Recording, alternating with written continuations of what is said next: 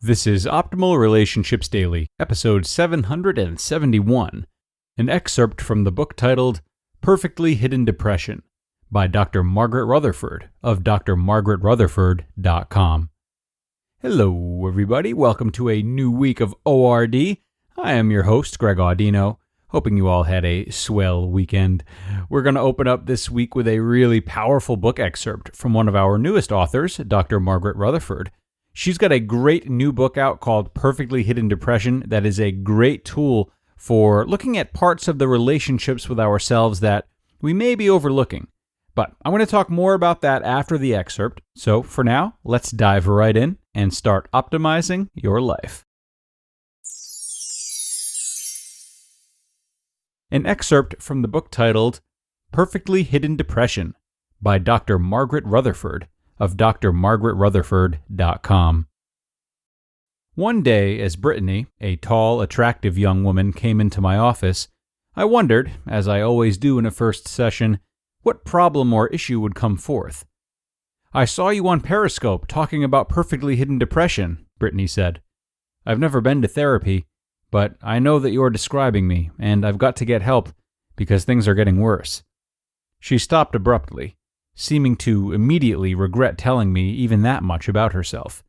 Smiling brightly, she sat a little sheepishly on the sofa, one of her legs nervously pumping up and down.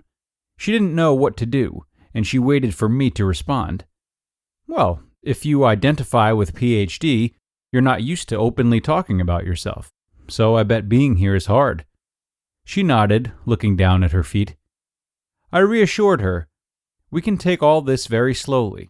I'm here to listen, but you're in charge of just how fast or slow this goes.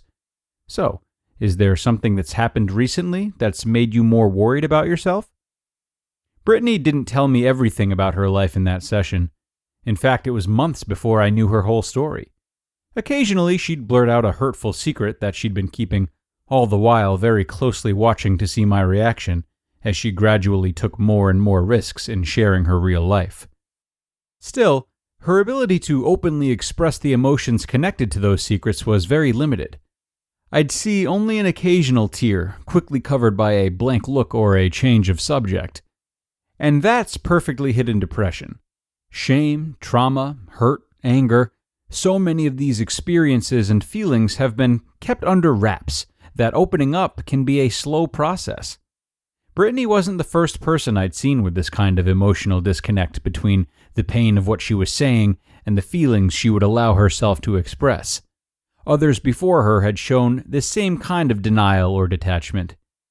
Maybe Elizabeth couldn't quite remember any details, but she knew she'd awakened one late night and realized she'd been assaulted. "I've never thought the story was all that important. It was a long time ago," she told me, smiling hesitantly. Linda hadn't cried in years, even after her mother's sudden death.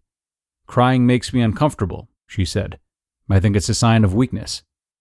Jackson talked about strange, secret impulses to drive off the road, then followed his confession with, "I have a good wife and family. I'm just a little stressed." Like the others, Brittany didn't look depressed in the classic sense. She was extremely rational and highly organized, her planner stuffed with sticky notes and extensive to-do lists. She stayed busy with dinners and girlfriends and a steady boyfriend. She was professionally successful, although highly anxious about making the right decisions for her future. She didn't look sad. In fact, she was often quite jolly and funny. What Brittany allowed others to see looked pretty perfect. If you experience perfectly hidden depression, you don't recognize what's going on as depression. Depressed people are sad. Depressed people have no energy. Other people notice that they're listless or agitated, or that they sleep all the time. The very idea of you being depressed may seem ludicrous, at least before you started reading about PhD. If you're completely honest, you can confess nervousness about what others would think if you admitted feeling down or hopeless. You fear the stigma against mental illness. You've said to yourself, "Oh my gosh, I'm not depressed. Crazy busy, maybe, but not depressed." You've handled pressure after pressure, loss after loss, and you've carried on. You've worked hard, parented hard, volunteered hard. You're always upbeat. Most important, admitting depression would be admitting a flaw. And if you're perfectionistic, flaws are to be hidden. You're like Brittany, and Elizabeth, and Linda, and Jackson, because yours is not the classic presentation of depression. No one suspects anything is wrong, yet you're the person who might kill yourself, and no one would know why. Brittany told me months after our initial session that she'd been planning to take her own life before she walked in my door. She knew she couldn't live like she was living anymore, hiding so much pain and hurt, feeling hopeless and trapped underneath all that smiling. It's depression, all right. Perfectly hidden depression.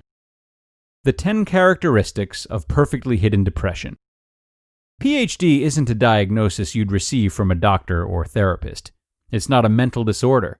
It's a syndrome, or a set of characteristics that, when they appear together, suggest a specific disorder or problem. You may have been aware on some level that something was going wrong. You might have searched online about depression, looking for answers, but you didn't find yourself in the criteria. You may have begun to question if the knot in the pit of your stomach was even real. Psychologically, it's interesting to see how these characteristics, these behaviors, and the beliefs underneath them can serve a purpose. With perfectly hidden depression, that purpose is to shield, to protect, to survive.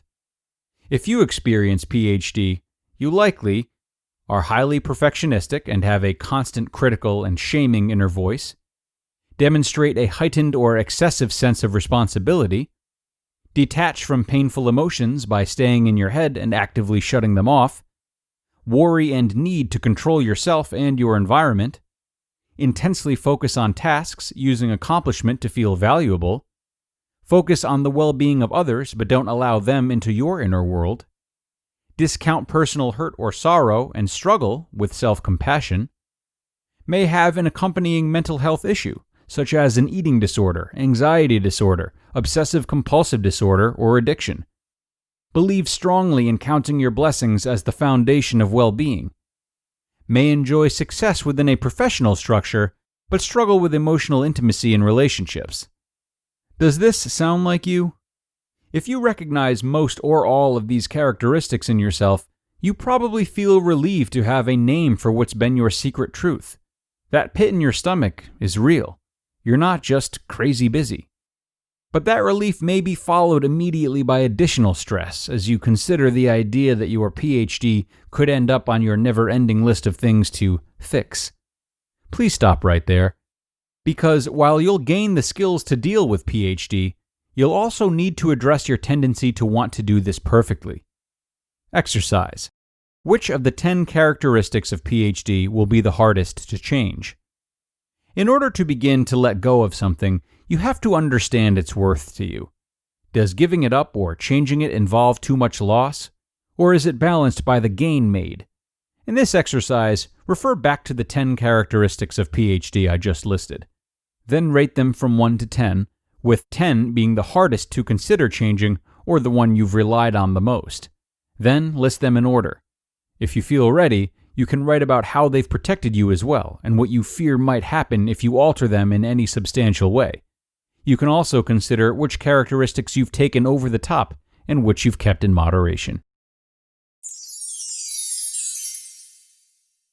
You just listened to an excerpt from the book titled Perfectly Hidden Depression by Dr. Margaret Rutherford of drmargaretrutherford.com. Now, everyone, there are many healthy practices we can take when navigating our relationships, one which includes speaking to a professional therapist should you need any. As we just saw, this can be an incredible tool for those who don't even know they need it. So, know that BetterHelp is an online counseling service that connects you with a personal licensed professional therapist online where you can schedule your weekly video or phone sessions at your own convenience. With their counselors specializing in stress, family conflicts, LGBT matters, and more, they make it easy for you to change your counselors whenever needed, if needed. No more sitting uncomfortably in a waiting room. Gain the flexibility of messaging your counselor anytime. BetterHelp is not self-help, it is professional counseling where everything you share is confidential. Guys, I want you to start living a happier life today. As a listener, you'll get 10% off your first month by visiting betterhelp.com/ORD. Join over 1 million people taking charge of their mental health. Again, that's BetterHelp, HELP.com/ORD. Absolutely terrific excerpt from Dr. Rutherford today. What she describes as PhD is a very nuanced type of depression that is indeed easy to miss, especially the longer we suppress certain feelings or events, and thus the more like normal they and their repercussions start to feel. She's a great resource for those suffering from PhD and more, and her new book, entitled Perfectly Hidden Depression, serves as a guide to help people understand the truth behind their perfectionism, their destructive beliefs, and a lot more. It offers tangible tips for quieting a critical inner voice and many strategies for coping with difficult feelings, both in the long and short term.